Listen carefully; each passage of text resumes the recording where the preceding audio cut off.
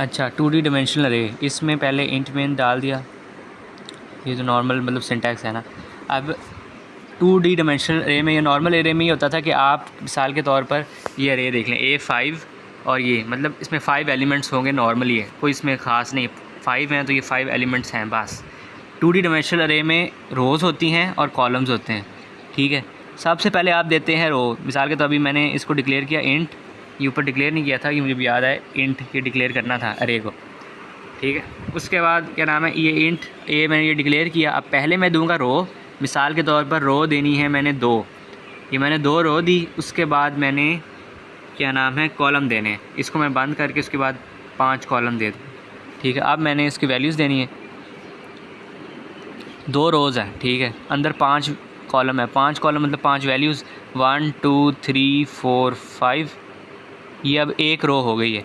अब दूसरी रो 6 7 8 9 10, अब 5 वैल्यूज़ 5 वैल्यू 1 2 3 4 5, 5 कॉलम्स 2 रो, और ये ख़त्म, ये यहाँ से स्टार्ट हो रहा है यहाँ से ख़त्म हो रहा है और दरमियान में मतलब इस तरह मतलब इसे डिक्लेयर करते हैं, ठीक है। अब इसको इस्तेमाल जब करना है, मिसाल के तो हमने प्रिंट निकलवानी है, लूप निकलवाना है, तो उसके लिए सबसे पहले आपने पहला लूप बनाना है फॉर, इसमें 2 लूप इस्तेमाल होने, फॉर इंट ओ, अब वेरिएबल कोई भी लिख सकते हैं, मैं ओ ले रहा हूँ आउटर लूप के लिए।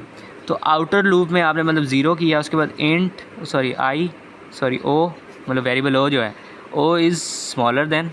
अब हमने जब लूप 2 बनाने हैं, लेकिन पहला लूप जो होना चाहिए वो रो को कंसिडर करना है सिर्फ, तो रो को कंसिडर करना है, तो यहाँ पे हम डालेंगे 2 और यहाँ पे सेमी कॉलन और ओ प्लस प्लस, ये आपने ख़त्म कर दी, ठीक है। मतलब ये जो लूप है ये 2 दफ़ा चलेगा रोज़ के लिए, ठीक है।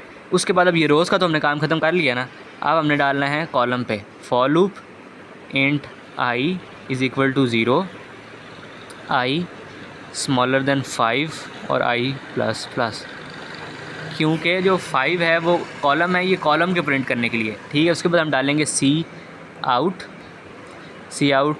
ए, यहाँ पे पहले ओ, क्योंकि ये जो आउटर लूप है वो कॉल मतलब रोज़ के लिए है, और जो अंदर वाला है आई वो है पहले रोज़ फिर कॉलम, ये ओ जो है रोज़ के लिए है, आई ये कॉलम के लिए, ठीक है। इसको ऐसे किया और ये प्रिंट, फिर अब ये प्रिंट आ जाएगा सारी अरे। अब इसके बाद ये डाल दिया, और इसके बाद मैंने अपनी आसानी के लिए सी आउट एंड एल डाल दिया। अब ये इस तरह होगा कि पहले ए की वैल्यू 0 है, ठीक है, ये ए की वैल्यू 0 है और ये 5 तक चलेगा, ठीक है। तो हिसाब लगाओ कि ये 1 है, ये ए 0 है, जो 2 है ए 0 है और ये 1 है, मतलब ये रो में पहले में ही है जो 0 है, ठीक है।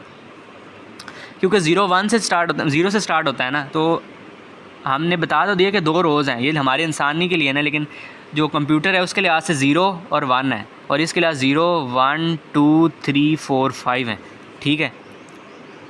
तो उसके लिहाज से ये पहली रो है, तो इस पहली रो में जो पहली वैल्यू होगी वो 0 होगी, क्योंकि ये पहली रो है और कंप्यूटर के लिहाज से ये 0 मतलब रो है, 0 नाम इसका है, 0 इंडेक्स वाली रो है, ठीक है। तो 0 ए 0 और क्या नाम है वैल्यू जो कॉलम के लिहाज से भी पहली ही है, तो 0 ए 0 0, ये ए 0 1 ए 0 2 ए 0 3 मतलब 0 ये 3 कह रहा हूँ, ए 0 0 ए 0 1 ए 0 2 ए 0 3 और ए 0 4, यहाँ पे ख़त्म हो जाएगा 0 1 2 3 4 1 2 3 4 5, ये 5 पूरे होते हैं, ठीक है।